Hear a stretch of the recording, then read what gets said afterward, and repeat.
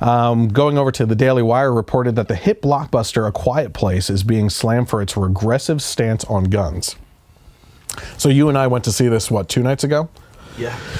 Along with another friend, Brant, who's been on the podcast, so I might as well just say that.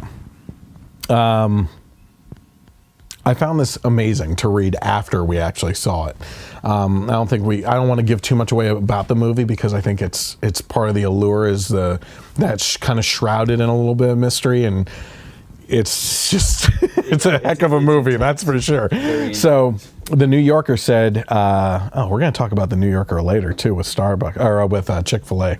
The New Yorker called A Quiet Place's politics regressive, calling the picture of a right-wing fantasy of survivalism where both the father and mother wield firearms in order to protect their growing family. The family, the magazine moans, lacks an authentic inner expression, but manages to bring to the fore the idealistic elements of gun culture. So what they're essentially saying is here that this is a Republican fantasy because it's a bunch of farmers living off the land in a survival situation because all those, all of us have our food supplies in the basements and everything and live off of the grid, and then they have, we're going to get to the racism portion of this, but that they have idealistic elements of gun culture. First of all, without even going into the scenes in the movie, how many guns were in the movie? 1. It was actually 2, but it was 2 very brief scenes, right? The father had a gun and the father and the mother had gun scenes, but they were very brief. Yeah, because they didn't do anything. They couldn't do anything with them. Yeah. Don't say too much. Yeah. We've said we got to check around here for the people coming in to swamp us. We don't want to see any of those things. So it says it's also a white supremacist movie, the New Yorker critic argues. If you consider the family who lives in silence so as not to alert angry shelled aliens to their presence, it's representative of a silent white majority that doesn't dare to speak freely or fear of being heard by the supersensitive ears of the dark others. So I don't know. I don't know if you know this, but you're Mexican. So I'm an American Mexican, yes. What do you call it? Amorexican.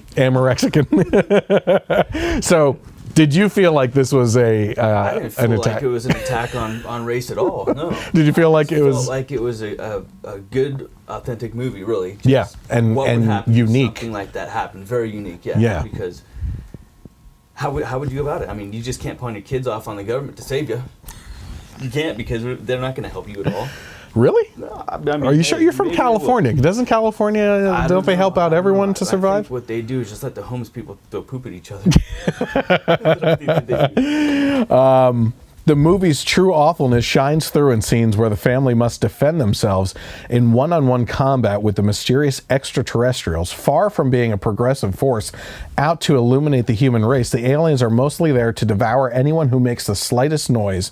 While blind, the aliens have extra-sensitive hearing, which also allows them to track their human prey.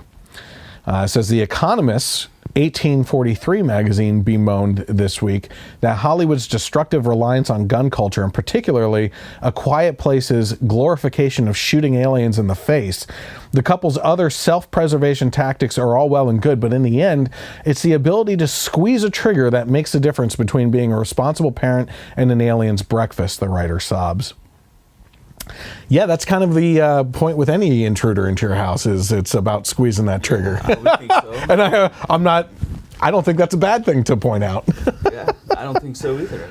You actually, by the way, just so you know, when you come out to the East Coast here, you're allowed to have guns.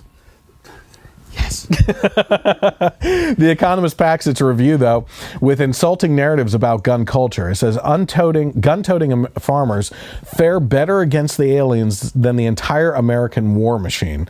And middle America, defenders of the right to bear arms, will also see flattering reflections of themselves in the film's heroes, a photogenic white family that lives on a backwoods farm. So basically what they're pointing out here is that the army couldn't save everyone, right? And they couldn't figure out how to destroy these creatures. But the survival comes down to backwoods hillbilly folk to save it. Type, right? Yeah, exactly. It says the movie celebrates gun ownership, The Economist says, and Hollywood needs to do better. Actually, I would actually look at you, Hollywood, right now and say this is exactly the type of movie that should be done because it was unique. And I'm going to get to that in the review and everything, but it was phenomenal. And I would tell you right now, go and see it. It was twice if you can. Yeah. I wish we talked. Is your wife into horror movies or not? Oh yeah. Okay, so mine isn't. I don't have anyone in my family that's into horror movies because I can't bring my 3 girls. And it was I told her about some of the scenes because I just was like, oh, I wish you need to see this movie, but I know you won't, so I have to tell you what happened. It was just amazing. So we'll actually get to that in the movie review then as well.